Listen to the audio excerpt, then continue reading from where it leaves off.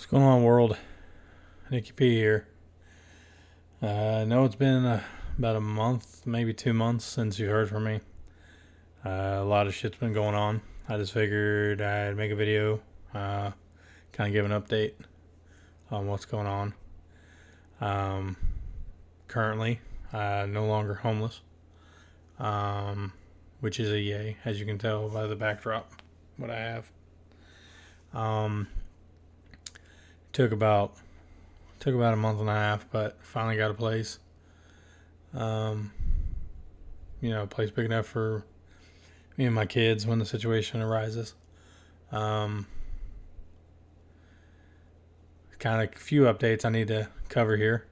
One, uh, had court uh, with my son's mom, uh, my ex-wife. Um, but before I get into that, just want to go ahead and give a heads up on the situation which led to that. So, since the last time you guys heard from me, I've been bouncing around motel to motel, which isn't really that big of a deal here and there. And then we ended up staying with my aunt, who ended up, helping her out, and she let us stay there and everything, and until we got a place, and then we finally got our own place, and here we are. But in the process of that, I'm sure you all remember. If you do, you don't, I can remind you. My ex-wife, well, soon-to-be ex-wife, put out an EPO on me a long time ago, saying I was abusive to her and the children, to the point of the extent that she even said that I duct taped my older son's arms behind his back.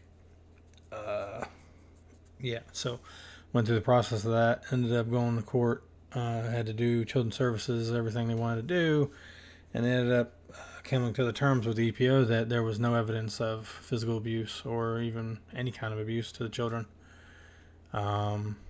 because that's not who I am. So that was put on DeMarcus. Like I said, the main focus was DeMarcus, my older son. And then that was dropped, and then the whole process of, selling the house and everything. So then I come to find out that in the process of everything that's going on, not even 2 days before our actual court date, which happened, let's see, it wasn't that long ago. I think it was like a few days, 4 or 5 days ago. There was the hearing for the, divorce, dissolution, everything. Because she got served her papers after she skipped town and went to Ohio with my son and my daughter. So after that happened,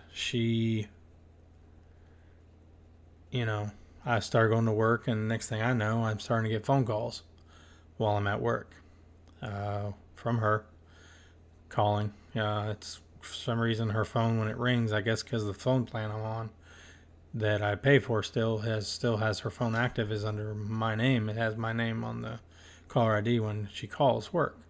So she's called multiple times to my work, to try to talk to me, get a hold of me, and she keeps saying that I am trying to get a hold of her, but yet I'm not trying to get a hold of her. My lawyer served her the papers to get her served on my behalf, so I'm not trying to contact her in any way, shape, or form. That's one. Two, she called from her number, but then also called from her, I don't know if he's a boyfriend, what he is now, the guy she hooked up with, who she used to talk to before. She ended up calling from a number that had, the caller ID was the same last name as this dude, which was an Ohio number. And she called and pretended like she was asking about a gun when I was there. So I hung up the phone, and I ended up having to turn in her number and the other number to my managers at work because of the situation. So that way, if she calls asking about me, they're not allowed to disclose any information on, me, because she's trying to know my schedule, wants to know everything about me.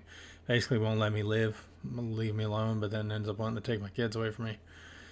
Anywho, So after that happened, when we actually 2 days before we went to court, I ended up getting a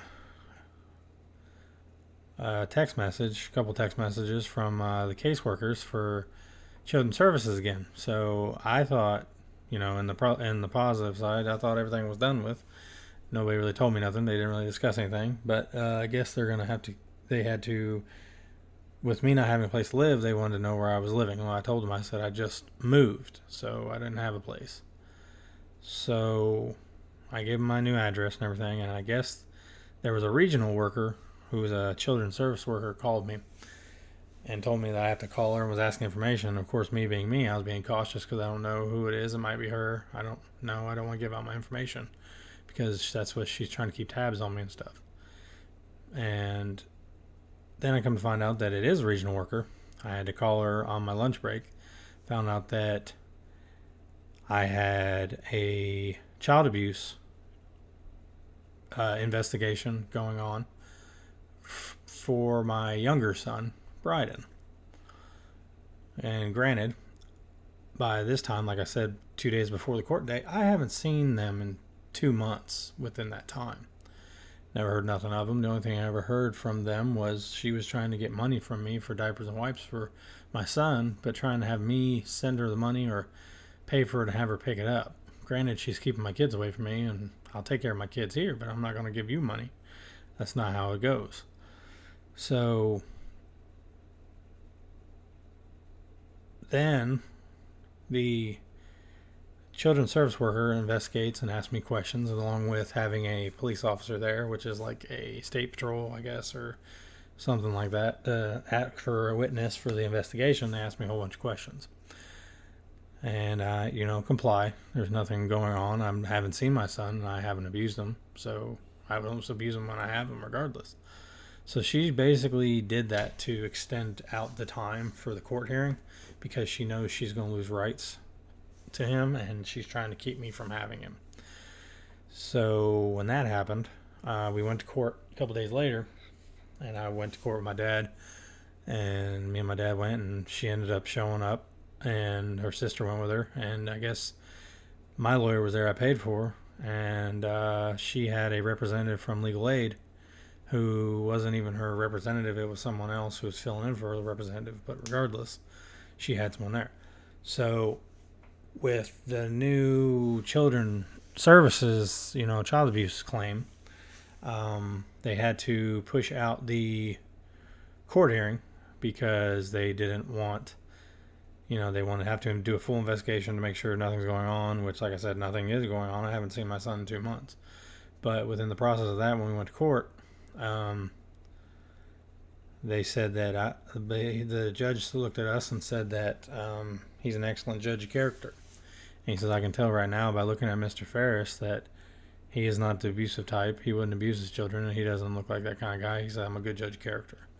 And he said, I don't see why he can't have rights to see his children, even if it's supervised. And even, I guess it was the manager of children's services that was in the local area, said that she don't see a reason why we couldn't, I couldn't see my son. They don't see an issue with me or nothing to see him, especially since I haven't seen him in 2 months. So they said that I was allowed to spend time with my son, who I haven't seen in 2 months, and my youngest son. And they said as long as it was supervised, but they were trying to get me to have my ex-wife and her mother there. I told my lawyer, I said, no, I don't get along with either of them. I don't want them there because, everything's going on. So they ended up saying something about my wife's sister going, and I said, I can work with that, but my dad's going to go. He can be a witness. But anywho, we scheduled a day. The same day we go to the park, and I get to, we were going to go to the park and everything for a couple hours, see the kids.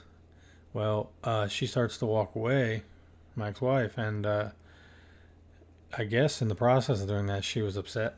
I don't know if she was upset what was going on with what. My dad said she was crying and shit. But, I get to see my kids, which is good.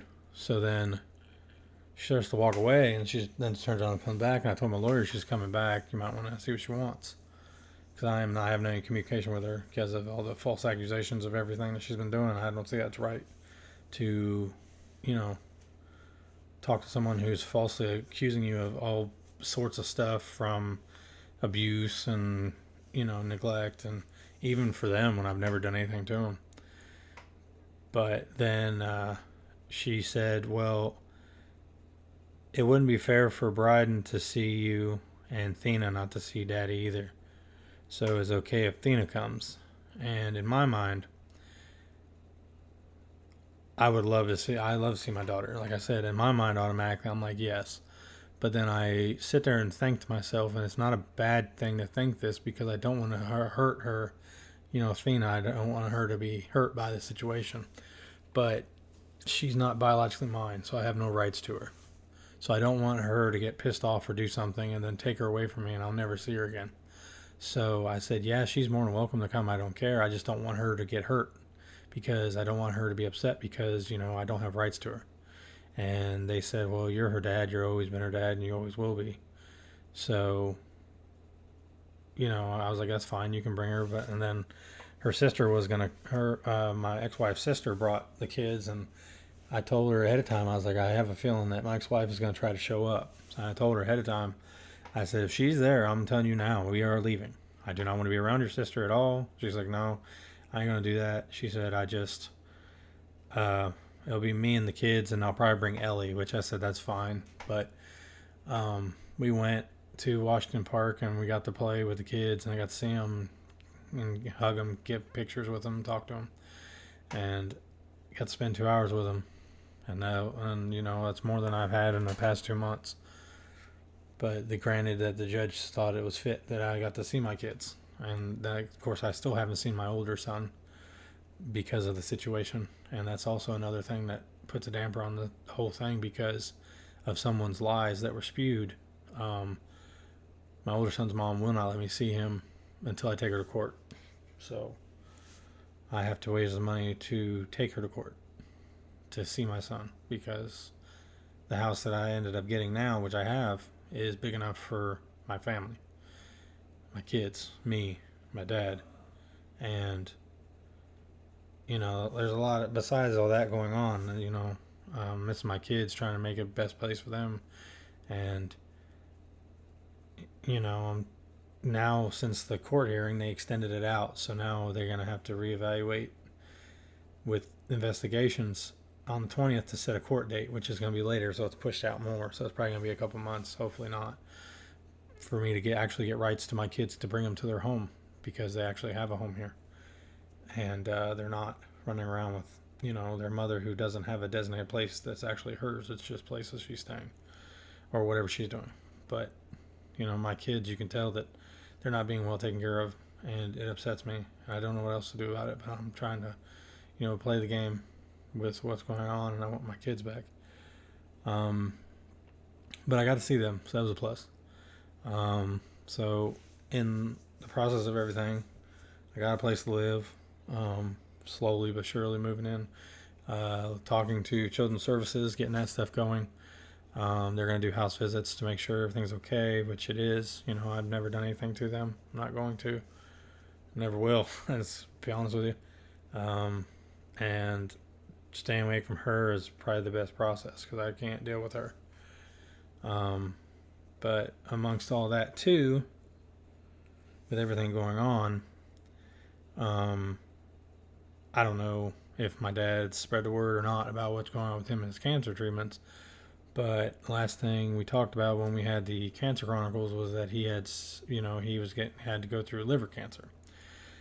Well, they come to the terms after they did the CT scan and everything that they found out that there's nothing really that they can do besides to do kind of a chemotherapy kind of stuff, not radiation, but chemotherapy to help fight the spots and stuff on the liver because his liver is so far gone that they don't know what to do. And they're doing the chemo and radiation pill things, and then they're doing the treatments, and they are doing the process trying to prolong it, but there's basically nothing that they can do. They can't do surgery to remove it because the way his liver is, he being diabetic and everything, his liver is kind of way off to where they think it would cause more harm than it will do good. So, they're biding time right now, so to speak. For those of you that don't know that, I'm sorry you had to find out this way by watching the video, but that's life. You know, we just kind of taking it one day at a time, like I always say. Um, but, you know, I miss my kids. I haven't seen them right now for, I think, about a week because of the way my work schedule is. And I'm trying to make it work for them. And Bryden's birthday was yesterday. Well, I mean, it was today, but today's tomorrow. It's, past 12, whatever. He turned 3, and I'm trying to spend time with him to, celebrate his birthday, but I can't do it the way I usually do it, and it sucks, but that's all I can do.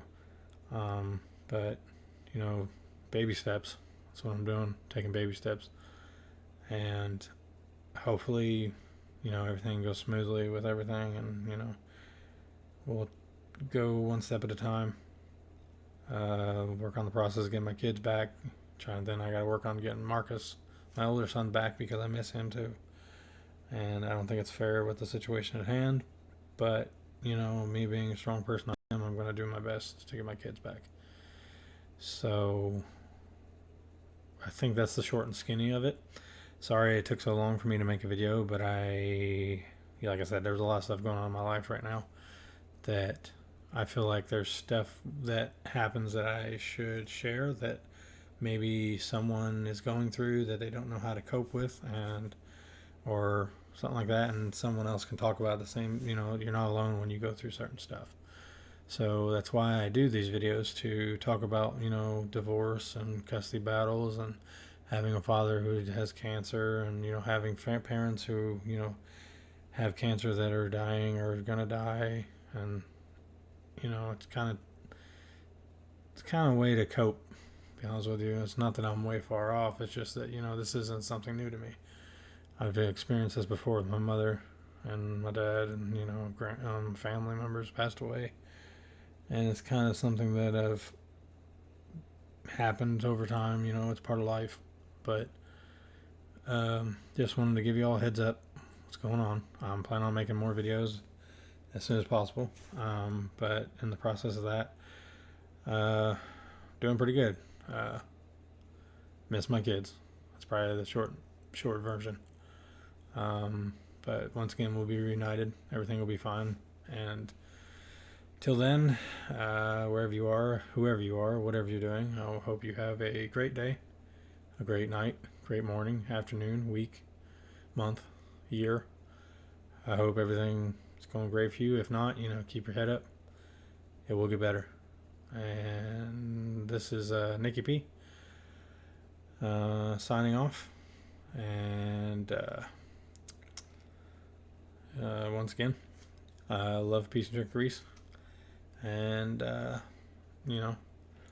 hang in there. I'm doing it. You can do it too. It'll get better. All right. Later.